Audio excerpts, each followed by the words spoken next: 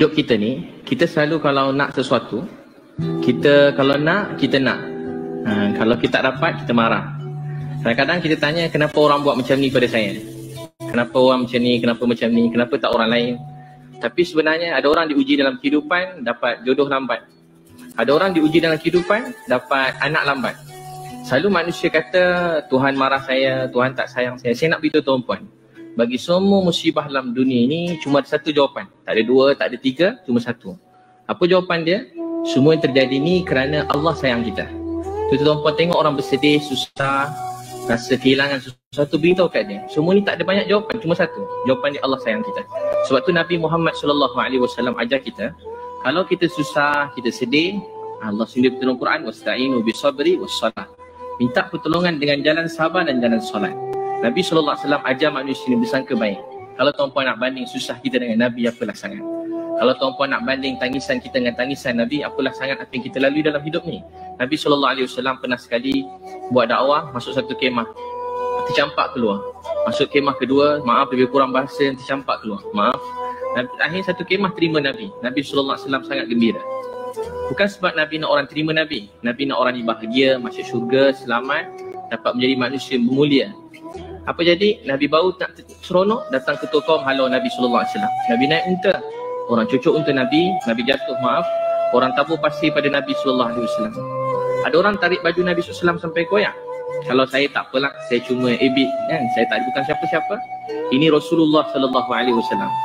Bila Nabi balik tu yang hayang, tak ada orang tolong Nabi, datang satu wanita yang sangat cantik, lawa, baik, sempurna. Itu anak sulung Nabi, nama Zainab. Dia kata, wahai ayah, siapa yang tergamak buat macam ni pada ayah? Siapa yang sampai hati buat macam ni pada ayah? Tahu tak Nabi kata apa? Wahai anakku, jangan kamu lihat apa yang kamu lihat hari ini. Jangan kamu lihat apa kamu lihat hari ini. Sesungguhnya Islam ini akan sampai pada setiap orang, sama ada rumah mereka, di bandar atau di kampung. Nabi SAW nak semua dalam dunia ini bahagia, masuk syurga. Tuan-tuan dan puan sekalian, Nabi tak pernah berdendam dengan siapa-siapa. Nabi menjadikan kesusahan dalam hidup ni satu proses untuk dekat pada Allah. Tentu dalam hidup nak dapat sesuatu kita kena sabar. Sangka baik.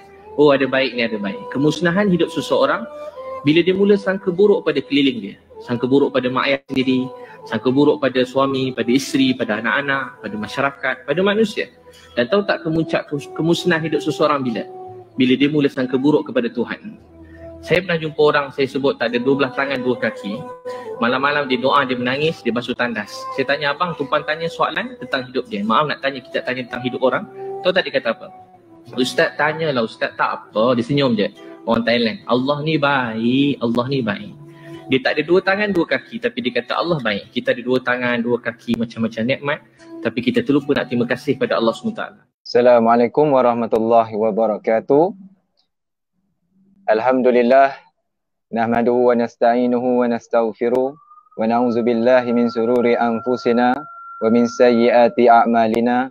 Man yahdihillahu fala mudhillalah wa man yudlil fala hadiyalah. Asyhadu an la ilaha illallah wahdahu la syarikalah wa asyhadu anna Muhammadan abduhu wa rasuluh. Allahumma salli ala sayyidina Muhammad wa ala alihi wa sahbihi ajma'in. InsyaAllah hari ini, kalau minggu lepas Abi Amirul telah berkongsi dengan pelajar-pelajar semua, okey, berkaitan dengan Al-Quran.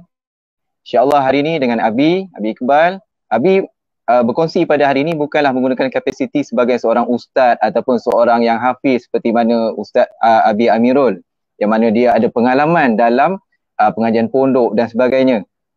Okey, jadi Abi hari ini berkongsi sebagai kapasiti sebagai seorang guru. Okey, yang mana mengingatkan pelajar-pelajar yang mana kita ni sebagai manusia sering ditimpa dengan pelbagai ujian. Jadi tajuk hari ni, okey, kita nak cerita tentang senyum ketika ditimpa ujian. Okey, baik.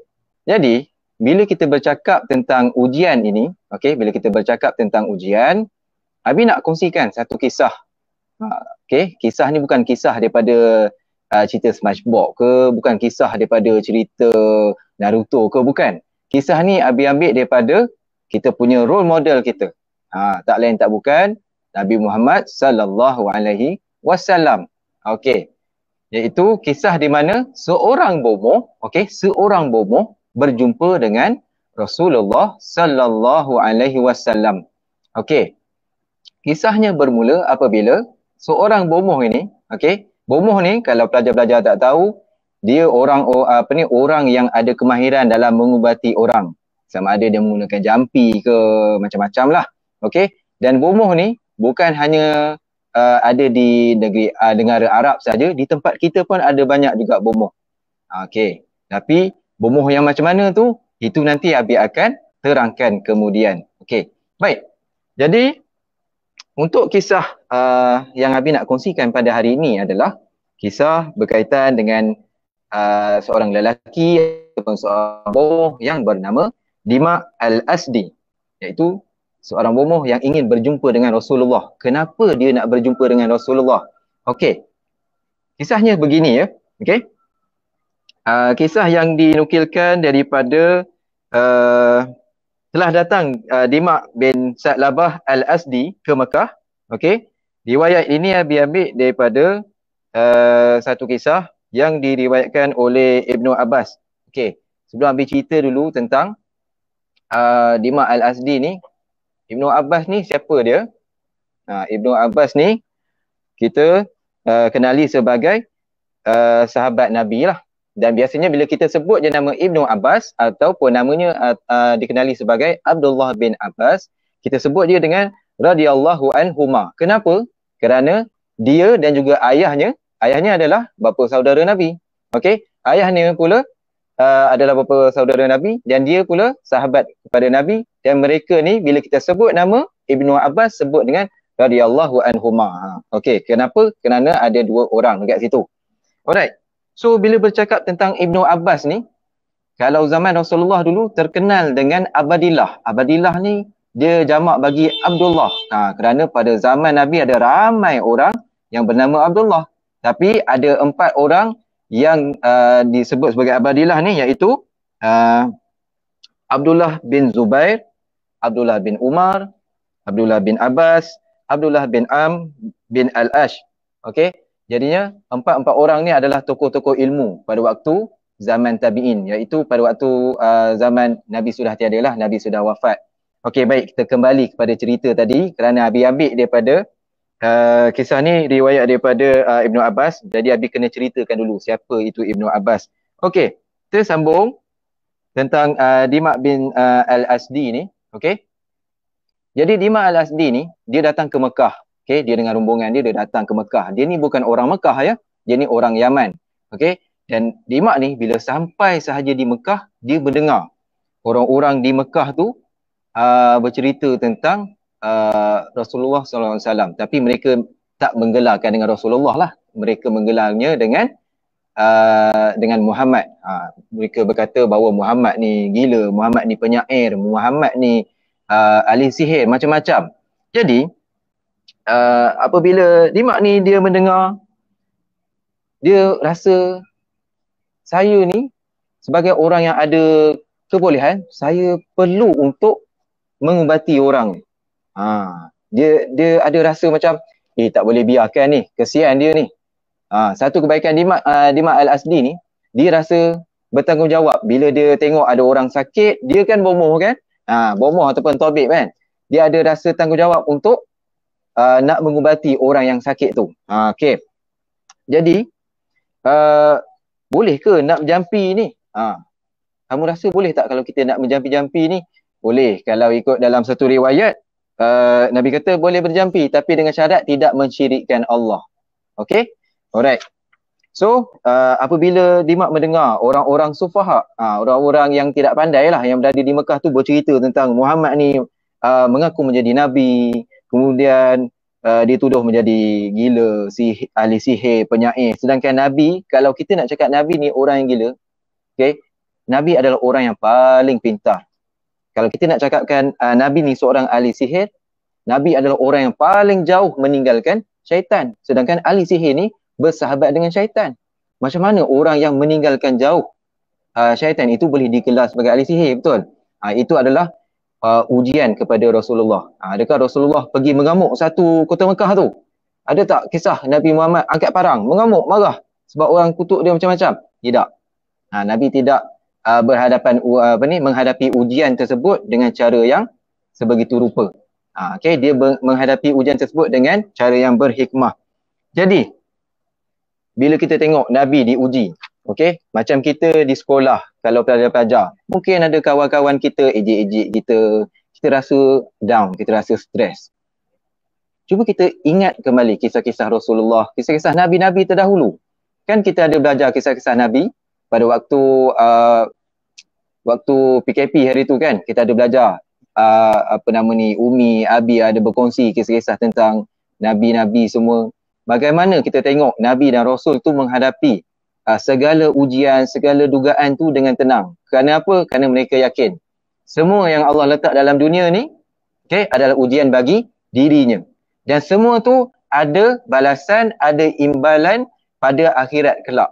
Jadi buat apa kita nak bergaduh dengan orang yang mengejek kita sedangkan kita ada penyelesaian yang sangat-sangat sempurna, iaitu di akhirat kelak. Apa yang boleh kita serahkan kepada Allah. Okey. Jadi kita pendekkan cerita, Dima Al-Asdi terus berjumpa dengan Rasulullah. Walaupun sebelum tu Dima Al-Asdi ni dia mendapat tentangan daripada orang-orang Mekah waktu tu. Dia cakap, kamu jangan jumpa dengan Muhammad. Kalau kamu jumpa dengan Muhammad, silap-silap kamu pun terkena juga macam orang-orang yang lain yang mengikuti Muhammad tu. Jadi Dima Al-Asdi ni, dia kan bomoh kan. Dia cakap, tak apa, saya ni bomoh, saya ada kekuatan. Mungkin saya boleh menghadapi Muhammad tersebut. Jadi dia ada keyakinan dekat situ. Okay? Jadi apabila dia berjumpa dengan Rasulullah pun, okay, dia pun bercakap dengan Rasulullah sallallahu alaihi wasallam. Dia pun berkata, sesungguhnya aku berjampi menggunakan angin. Ini dia bila dia berjumpa dengan Rasulullah, dia bercakap dengan Rasulullah. Okey, dia cakap, sesungguhnya aku ini menjampi menggunakan angin. Sesungguhnya Allah telah menyembuhkan ramai orang di tangan aku. Mahukah kamu aku ubati? Dia tanya macam tu lah. Okey? Nampak tak kat situ? Walaupun Dima Al-Asdi ni, dia bukan Islam lagi waktu tu ya. Dia bukan Islam. Tapi orang Arab, dia percaya Allah tu adalah Tuhan. Cuma silap mereka adalah, mereka tidak menyembah Allah secara terus. Tapi mereka menggunakan berhala-berhala sebagai perantara antara mereka dengan Allah. Okey? Sedangkan dulu, Nabi yang sebelumnya dah ajarkan nak menyembah Allah macam mana. Tapi macam itulah godaan daripada syaitan, makin lama dia menjauhkan manusia sehingga ke arah kekufuran. Okey. Jadi bila Dima berkata begitu kepada Rasulullah, kamu rasa Rasulullah jawab apa? Kamu rasalah Rasulullah akan jawab apa? Adakah Rasulullah akan macam tiba Rasulullah berdiri? Apa ni? Nak ubat-ubat saya? Saya ni sihat, tak sakit. Kenapa? Kamu fikir saya pun gila macam orang-orang Mekah semua? Adakah Nabi bertindak sedemikian? Tidak. Tapi Nabi mulakan ucapan baginda dengan lafaz Alhamdulillah. Nampak? Orang datang kepada dia dengan berfikir bahawa dia ni orang yang sakit. Sedangkan dia tu sihat. Sihat dari segi mental dan fizikalnya. Tapi bila orang tu datang, Nabi tidaklah menghalau ke, marah ke apa ke. Dia tidak marah macam tu. Okay? Tapi dia cakap, Nabi bersabda apa? Alhamdulillah. Nahmaduhu wa nasta'inuhu wa nastaghfiruh. Wa na'udzu billahi min sururi anfusina wa min sayyiati a'malina. Man yahdihillahu fala mudhillalah wa man yudlil fala hadiyalah. Nabi cakap macam tu. Asyhadu an la ilaha illallah wahdahu la syarikalah wa asyhadu anna Muhammadan abduhu wa rasuluh. Nabi jawab itu. Kamu rasa pernah dengar kan? Ayat ni Abi baru baca tadi. Ini orang panggil sebagai khutbah hajah kan? Betul. Okey, jadi sebutan ni biasanya kita gunakan untuk berucap. Disunatkan untuk kita melafazkan ucapan ini sebelum kita berucap. Jadi Abi dah buat tadi tu. Moga-moga diterimalah ya, insya-Allah. Okey, jadi Nabi menggunakan lafaz tersebut menjawab kepada persoalan Dima Al-Asdi. Dima Al-Asdi ni seorang bomoh. Seorang bomoh yang bukan bomoh kampung. Bukannya duduk kampung ceruk mana-mana, duduk angguk-angguk kepala macam tu.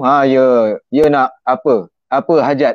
Oh, tak perlu cerita. Abi, Tok dah tahu. Dia tak cakap lah Abi ya. Dia cakap, Tok dah tahu dah apa hajat kamu.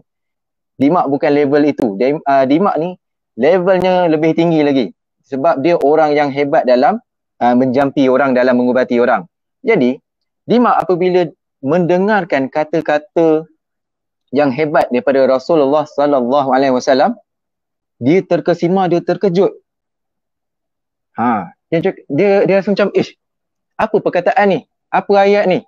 Sepanjang aku menjadi seorang bomoh, tidak pernah aku mendengar orang-orang yang menyebut ungkapan seumpama ini. Jadi dia macam pelik. Masya Allah. Tapi taklah Dimak tu kata Masya Allah ya. Sebab dia belum Islam lagi waktu tu. Dia cuma terkesima, dia terkejut. Dia terkejut macam mana orang yang dikatakan gila, macam mana orang dikatakan sebagai ahli sihir, penyair, boleh mengeluarkan satu lafaz yang sangat-sangat hebat. Satu lafaz yang dikatakan kalaulah diletakkan di atas gunung, lafaz tu boleh dilihat oleh seluruh manusia dekat dunia ni. Punyalah hebat lafaz tu. Okey? Bukan lafaz yang calang-calang ya. Okey. Jadi, apa yang dimaksudkan dalam lafaz Nabi tersebut? Lafaz Rasulullah tersebut? Okey. Jadi kita tengok satu persatu lafaznya. Okey? InsyaAllah. Maksudnya, okey, alhamdulillah nahmaduhu. Okey. Kami memujinya. Segala puji bagi Allah, kami memujinya. Nahmaduhu, kami memujinya. Okey. Wasta'inuhu, kami memohon pertolongan. Wastaghfiru, kami memohon keampunan. Okey. Bila kita bercakap tentang kami memujinya, kami memohon pertolongan, anak-anak Abi semua ingat tak? Surah Al-Fatihah. Iyyaka na'budu wa iyyaka nasta'in. Kepada engkaulah kami menyembah dan kepada engkaulah tempat kami memohon pertolongan. Hidup ni, bila kita banyak ujian, kita ingat dua perkara je. Okey, manusia bila diuji ingat dua perkara. Apa dia? Iyyaka na'budu wa iyyaka nasta'in. Kepada Allah lah kita menyembah, okey? Dan kepada Allah lah kita menjadi tempat untuk kita mohon segala pertolongan kita. Dua benda tu dalam hidup kita. Kawan kita ejek, mungkin kita kena marah dengan guru sebab kita tak siap kerja rumah, kan? Mungkin kita hafazan kita tak baca dengan baik. Guru tegur kita, kemudian rasa macam rasa down, tengok kawan-kawan lain dah capai target, kita belum capai lagi. Kita ingat benda tu. Okey? Ingat apa? Ingat bahawa kita ada Allah, tempat untuk kita memohon pertolongan. Okey. Dan menyebut kepada keampunan, Abi nak bawa satu kisah tentang keampunan ni. Okey. Dalam satu riwayat, Abi tak ingat dalam satu riwayat nama dia Abdullah bin Jud'an. Abdullah bin Jud'an, orang yang hidup semasa sebelum Nabi Muhammad lahir, dan juga dia wafat sebelum kerasulan Nabi Muhammad lah. Okey. Jadi Abdullah bin Jud'an pada zaman tu, okey, Nabi pernah menyaksikan mereka ni membuat perjanjian. Abdullah bin Jud'an ni orang yang sangat-sangat terkenal dengan sikap peramah. Kalau dia menderma ni, bukan cerita orang datang kat kedai makan hulu RM1. Tak. Sila hari bulan orang yang datang makan tu, orang yang datang minta sedekah waktu makan tu, dia ajak duduk sama makan sekali. Ataupun dia belanja terus satu kedai tu. Punyalah dermawannya orang ni. Punyalah dermawannya Abdullah bin Jud'an ni. Okey? Jadi, dia ni terkenal dengan sikapnya yang banyak menderma, banyak tolong orang. Bukan sikit-sikit punya tolong. Dia memang akan, kalau dia ada ternakan tu, ternakan dia unta ke, okey, dia akan sembelihkan untuk bagi orang-orang makan. Tak ada masalah. Dia sangat-sangat tidak berkira. Okey? Tapi, apabila dia meninggal, Aisyah, isteri Nabi, dia bertanya kepada Rasulullah, ya Rasulullah, adakah Abdullah bin Jud'an ni mendapat kebaikan? Sebab Aisyah pun mendengar, pun tahu kisah Abdullah bin Jud'an ni, dia tahu orang yang sangat dermawan. Adakah dia mendapat kebaikan di akhirat nanti? Okey? So Rasulullah cakap apa? Abdullah bin Jud'an tidak mendapat manfaat sedikit pun.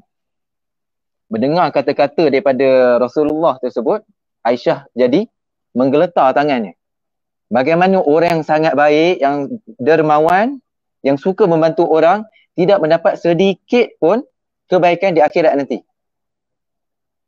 Bila keadaan macam ni berlaku, kita terus terbayang kepada, kita tengok kalau pelakon Hollywood, orang-orang di Eropah sana, mereka menderma dengan tanpa mengira sedikit pun kerugian. Menderma tu, kalau contoh, Habib buat satu contoh lah. Okay, ada seorang player basketball bernama Michael Jordan.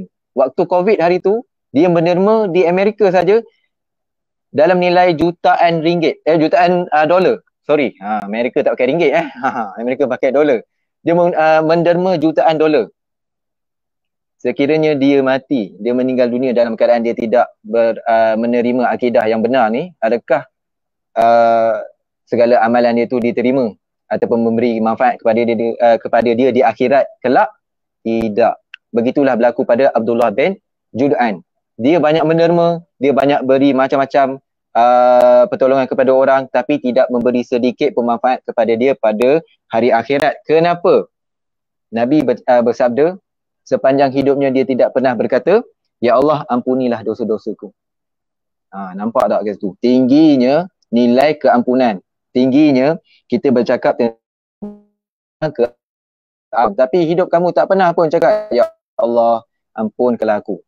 Tengah-tengah duduk sambil nak push rank tu kan, mungkin hari Sabtu Ahad kan, tapi Sabtu Ahad ni tak boleh sebab kita ada exam. Mungkin Sabtu Ahad yang lain, tengah-tengah duduk push rank tu, astagfirullah, tak asal lagi ni. Contoh. Okay, jadi kita kena memperbanyakkan istighfar, kerana istighfar tu banyak kelebihannya kepada hidup kita. Okey, jadi sambung balik. Kemudian Nabi juga bersabda, wa na'udzubillahi min syururi anfusina, memohon perlindungan daripada kejahatan kami sendiri. Kejahatan diri sendiri itu adalah sikap riak dan sombong. Lafaz ataupun ucapan Nabi tadi tu, Nabi bercakap tentang memohon perlindungan kepada Allah daripada kejahatan diri. Kita sebagai manusia ni, kita ada kejahatan diri kita sendiri. Kalau nak cerita pasal kejahatan diri ni, Habib bukanlah orang yang layak lah. Okay, sebab Habib pun insan yang lemah, banyak kesalahan, banyak kekurangan, sangat-sangat banyak. Okay, hanya Allah sahaja yang tahu. Kita berdoalah supaya Allah mengampunkan dosa kita dan mengangkat kita ke tempat yang lebih baik pada hari akhirat kelak. Okay, seterusnya, wa min sayyiati a'malina, daripada kejahatan amalan-amalan kami. Mungkin ada amalan-amalan yang kita buat secara tidak ikhlas. Kita nak tunjuk-tunjuk dekat orang. Kita berlindung daripada amalan-amalan tersebut. May yahdihillah fala mudillalah. Sesiapa yang Allah beri petunjuk, dia tidak akan sesat. Dan seterusnya, wa may yudlil fala hadiyalah. Siapa yang Allah sesatkan, tidak ada sesiapa yang akan tidak ada siapa pun yang boleh membantu dia. Okey. Kemudian Nabi Muhammad sambung dengan asyhadu an la ilaha illallah wahdahu la syarikalah wa asyhadu anna Muhammadan abduhu wa rasuluh. Okey. Dan waktu tu apabila Dima Al-Asdi ni dia mendengar lafaz tersebut, dia tergamam. Dia rasa macam, ya Allah, apalah ucapan ni. Ini ucapan yang sangat-sangat hebat. Okey, ucapan yang tak pernah dia dengar oleh mana-mana. Sebab dia berjumpa dengan ramai bomoh-bomoh daripada banyak tempat, daripada banyak negeri, banyak negara. Tapi tak pernah lagi keluar lafaz yang macam ni. Dima merasakan lafaz ini adalah lafaz yang sangat sempurna. Tengok, orang yang diuji mengeluarkan lafaz yang sangat hebat. Rasulullah diuji dengan dari segi fizikal dan mental, tapi dia mampu meluahkan lafaz syukur, alhamdulillah tu. Jadi kita kena ikut sifat yang macam tu, okey? So, apa Dima Al-Asdi buat waktu tu? Dia terus memberikan tangannya, dia terus berkata kepada Nabi, berikan tanganmu kepadaku. Biasanya kalau orang minta tangan, maksudnya dia nak berbai'ah. Kalau zaman Nabi lah, kalau sekarang ni Nabi tak tahulah. Okey, tambahan lagi kita tak boleh bersentuhan pula sekarang kan. Okey, jadi Dima Al-Asdi dia cakap, berikan tanganmu kepadaku. Okey, aku ingin berbai'ah kepada engkau dengan Islam. lalu dia mengucapkan syahadah tu. Lepas dia mengucapkan syahadah, Nabi Muhammad bertanya kepada Dima Al-Asdi. Dia bertanya apa? Adakah kamu masuk Islam ni sekali dengan kaum kamu? Kenapa Nabi tanya macam tu? Orang Arab ni, okey, hidupnya berkabilah. Bila berkabilah ni, dia hidup berkelompok. Okey, bila dalam kelompok, dia ada seorang ketua. Dan Dima Al-Asdi ni adalah orang yang ketua lah dalam kelompoknya, dalam kelompok Al-Asdi ni. Okey, jadinya, bila ketua dah masuk Islam, automatiknya, anak-anak buah ataupun pengikut-pengikutnya akan masuk Islam sekali. Jadi Dima Al-Asdi memberi jaminan kepada Rasulullah. Okey, dia memberi jaminan kepada Rasulullah. Aku bai'ah untuk kaum aku sekali. Dia cakap tadi yang dia bai'ah tu, yang dia mengucapkan lafaz kalimah syahadah tu bukan untuk dirinya saja tapi untuk kaumnya sekali. Okey, jadi itulah cerita berkaitan dengan Dima Al-Asdi ataupun kisah bomoh yang cuba untuk merawat Rasulullah sallallahu alaihi wasallam yang dituduh oleh orang Mekah pada waktu itu sebagai orang yang sakit. Orang yang ada penyakit gila dan macam-macam lagi lah penyakit. Okey. Tapi kemudian bertukar daripada hendak merawat kepada orang yang dirawat. Dia yang dirawat oleh Rasulullah. Rawat apa? Rawat hatinya daripada kejahilan terus kepada hidayah. Menerima kalimah benar, tauhid yang benar, terus masuk Islam. Betapa seronoknya Dima Al-Asdi waktu tu kerana telah memeluk agama Islam. Okey. Dan kaum Dima Al-Asdi ni, okey, ada dalam satu riwayat sewaktu Rasulullah menghantar pasukan tentera pergi ke satu tempat, okey. Pasukan tentera tersebut melintasi perkampungan Dima Al-Asdi ni. Dan mereka menyangkakan, okey, mereka menyangkakan bahawa perkampungan tersebut adalah perkampungan musuh. Jadi kebiasaannya mereka ambil barang-barang yang ada dekat dalam kampung tersebut. Kemudian ketua pasukan tentera pada waktu itu dia bertanya kepada anak buah dia lah. Okey, adakah kamu mengambil apa-apa barang yang ada dalam kampung ini? Salah seorang tu mengaku. Cakap, ya, aku ada mengambil bekas air. Kemudian ketua tu mengatakan, pulangkan semula. Ini kampung Dima Al-Asdi. Jangan ambil apa-apa. Jadi tahulah mereka bahawa ini kampung bukan kampung musuh. Tapi adalah kampung orang Islam juga. Okey, pengajaran. Okey, kita pergi kepada pengajaran kita pada hari ini. Kisah ni, walaupun kisah tentang bomoh berjumpa dengan Rasulullah, tapi apa yang Abi nak cuba sampaikan adalah bagaimana Rasulullah tu sallallahu alaihi wasallam dia menghadapi ujian ketika berada di Mekah. Ini berlaku di Mekah, bukan di Madinah, iaitu di mana Nabi pada waktu itu masih lagi diuji, masih lagi ditentang dengan begitu dahsyat di Mekah. Kalau kamu ingat ada satu kisah sampai pembesar-pembesar Mekah berkumpul berbincang sampai nak boikot orang Islam, sampai tak nak jual barang makanan kepada orang Islam, tinggalkan orang Islam paksa daripada Mekah kerana mereka tidak ada makanan dan dihalau sampai begitu teruk sekali. Tapi apa yang Nabi Muhammad buat? Masih lagi mengucapkan lafaz Alhamdulillah. Alhamdulillah ni maksudnya apa? Segala puji bagi Allah. Kalau orang nak bersyukur, mungkin dia bersyukur kerana dia mendapat sesuatu. Tapi kalau orang memuji, belum tentu dia puji kerana dia dapat sesuatu. Orang yang tak dapat apa-apa pun, dia puji untuk dapatkan sesuatu. Begitulah kita sebagai manusia. Kita nak dapatkan sesuatu, kita tak ada apa-apa, kita mohon kepada Allah. Kita banyakkan puji-pujian kepada Allah. Okey, sebab itulah dalam doa janganlah nak cepat je habis. Dalam doa tu mintalah. Okey, kita mulakan dengan pujian kepada Allah dahulu. Macam mana nak doa dengan baik? Kamu boleh tengok dalam surah Al-Fatihah tu sendiri. Allah telah meletakkan garis panduan macam mana kita nak berdoa dengan baik. Kalau kita tengok dalam surah Al-Fatihah tu, permulaannya adalah puji-pujian kepada Allah. Okey. Alhamdulillahirabbil alamin. Ar-Rahmanir-Rahim. Maliki yaumiddin. Okey. 3 ayat tu menerangkan tentang puji-pujian kepada Allah. Iyyaka na'budu wa iyyaka nasta'in. Ini pemisah. Allah kata dalam hadis kursi, ini pemisah antara aku dan hamba-Ku. Dekat sini, iyyaka na'budu wa iyyaka nasta'in menunjukkan bahawa betapa akurnya, mengakunya hamba tu tentang kehambaan dia kepada Allah, dan betapa dia mengangkat Allah tu satu-satunya tempat dia memohon pertolongan. Selepas tu barulah keluarnya ayat apa dia? Ihdinas siratal mustaqim, kan? Barulah kita minta, lepas dah puji barulah berdoa minta dengan Allah supaya Allah berikan kita jalan petunjuk kepada kebenaran. Tak boleh ke nak minta benda-benda lain? Boleh, tapi paling utama adalah memohon kebenaran daripada Allah. Okey, dan bila kita tengok manusia ni, contoh tadi Nabi Muhammad kan diejek dan dilabel dengan macam-macam labelan, kan. Kemudian kita kena tahu manusia ni dia tak suka kita kerana ada dua jenis. Sama ada yang pertama, dia tak suka kita sebab dia tak kenal kita. Dan ada juga yang dia tak suka kita disebabkan dia memang tak suka kita. Kalau orang yang tak suka kita kerana dia tak kenal kita, sekurang-kurangnya dia ada peluang untuk berubah. Dia mungkin boleh belajar sifat-sifat yang baik yang kita tunjukkan kepada dia.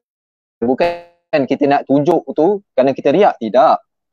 Tapi kerana kita nak berdakwah, kita nak mengajak orang untuk membuat kebaikan. Walaupun orang ejek kita macam-macam, kita tunjukkan kebaikan kepada orang. Harap-harap dengan apa yang kita tunjukkan itu, Allah berikan dia hidayah. Allah buka pintu hati dia, yang mana dia tak suka dengan kita, dia akan suka dengan kita kerana kebaikan kita. Sebab bila orang suka kerana kebaikan kita, lebih kekal daripada orang suka kerana fizikal kita. Faham? Okey. Jadi bila kita berjumpa dengan orang yang bermusuh, okey, kerana dia tak suka kita, kerana dia benci dengan kita, kita tak boleh nak buat apa melainkan kita berdoa kepada Allah. Okey? Kalau kita bercakap dengan dia pun dia tak nak dengar, okey, kita guna kuasa yang kita ada pun dia pun tak nak ikut, kita gunakanlah selemah-lemah iman, senjata selemah-lemahnya adalah doa. Doa kepada Allah supaya Allah lembutkan hati dia untuk dia suka terima apa yang kita buat. Asalkan apa yang kita buat itu perkara yang benar, bukan perkara yang mungkar. Okey, jadi itu sahaja daripada Abi. Abi harap sedikit sebanyak perkongsian yang Abi sampaikan pada hari ini memberi manfaat kepada kita semua. Okey, ingatlah dan yakinlah kepada Allah kerana Allah sebaik-baik penolong. Wallahu khairun. Apa dia? Kalau rezeki, wallahu khairun razikin, kan? Allah sebaik-baik pemberi rezeki. Kalau yang ni, Allah sebaik-baik penolong. Okey, baik. Jadi itu sahaja daripada Abi.